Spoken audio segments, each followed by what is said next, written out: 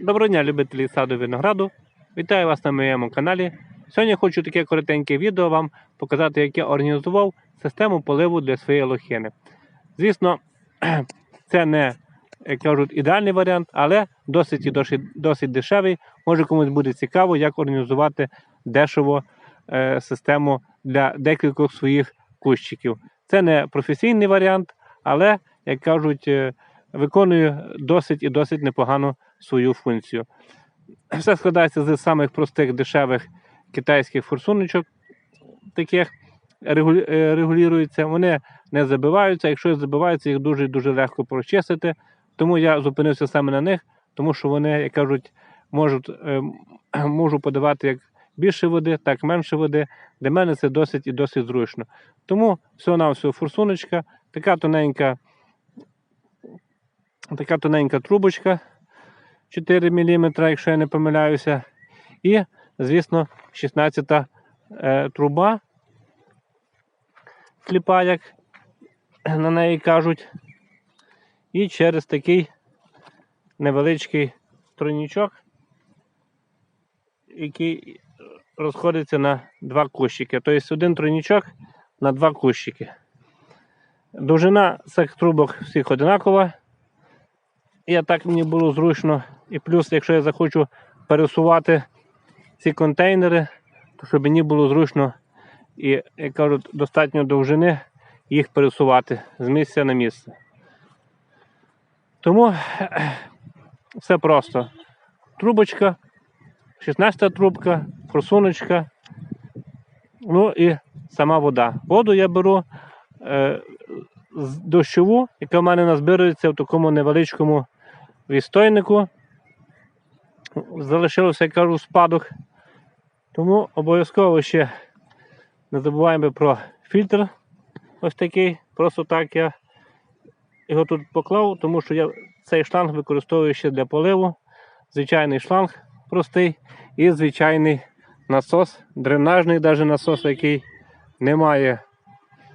не має там високого тиску, який не має далеко подачі води, але свою функцію він виконує.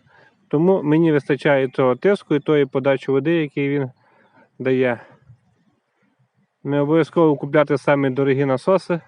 Для 20 кущиків вистачає самого простого дешевого насоса. Хоч високого тиску, хоч низького тиску, ці форсуночки розраховані як і на високий тиск, так і на малий тиск. Головне, щоб вистачало, як кажуть, об'єму води. Але судячи з того, який в мене утворюється тиск, насос утворюється цей тиск, то вистачає мені цього тиску. Ось так. Все дуже просто, примітивно, немає нічого замудренного. Вже не бігаю з поливачками, як в минулому році. І лишаю десь на 10 хвилин, воно собі поливає. Відрегулював один раз. Можу час від часу деяку форсуночку підрегулювати. І все. І так воно поливається. Тому дуже дешево. Я самі дешеві знайшов на Аліекспресі. Потім саме дешеву трубку також знайшов на просторах інтернету. І, звісно, знайшов цю 16-ту трубку. Ось цю. Також саме дешевше знайшов на інтернеті. Вже остатки, там 50 метрів продавалося.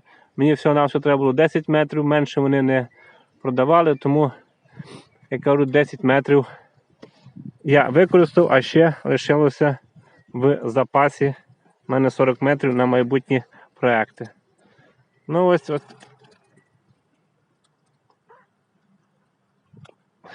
Ось наразі такий полив. Тому, кому буде цікаво більш подробніші якісь нюанси, зможу розказати.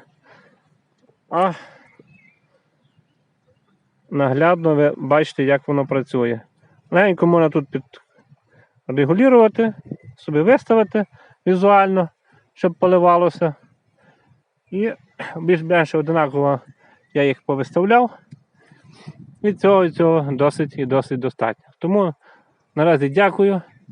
Дякую за перегляди, дякую за лайки, дякую, що дивитеся мої відео. Дякую, що коментуєте, спостерігаєте. Будуть питання, запитуйте, обов'язково поділюсь. Ось ви бачили, як я легенько підрегулював і все знову тече гарно. Як кажуть, навіть виглядає. Можна знайти вільну хвилинку і любуватися, як гарно тече водичка. Все, гарно вам дякую, будьте здорові, все буде добре.